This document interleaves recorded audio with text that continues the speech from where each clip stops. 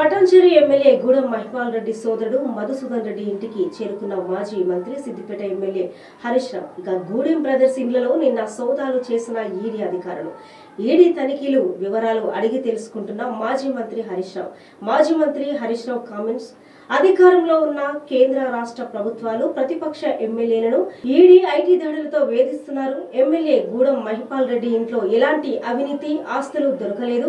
BRS ఎమ్మెల్యేలను భయపెట్టి లొంగ తీసుకునే ప్రయత్నం చేస్తున్నారని హరీష్ రావు మండిపడ్డారు.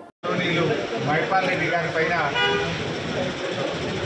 ఈడీ దాడులు జరిగిన నేపథ్యంలో వారిని కలవడానికి మాట్లాడడానికి రావడం జరిగింది.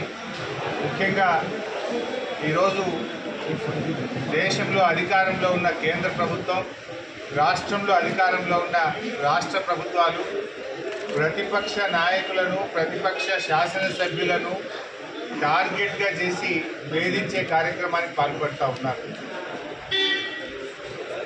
ఇప్పుడే మేము మహిపాల్ రెడ్డి గారితో మాట్లాడితే కనీసం ఇంట్లో డబ్బు కానీ బంగారం కానీ ఎలాంటి వస్తువులు కానీ ఇంట్లో ఒక్కటి కూడా అక్రమంగా దొరికింది ఏమీ లేదు.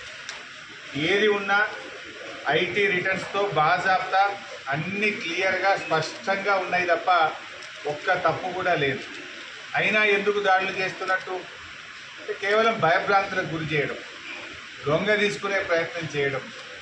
ఒకవైపు రాష్ట్ర ప్రభుత్వం అక్రమ కేసులు పెట్టి ప్రతిపక్ష శాసనసభ్యులను పార్టీలోకి తీసుకోవడానికి మరి ఈరోజు రాష్ట్రంలో కాంగ్రెస్ ప్రభుత్వం చేస్తూ ఉంది.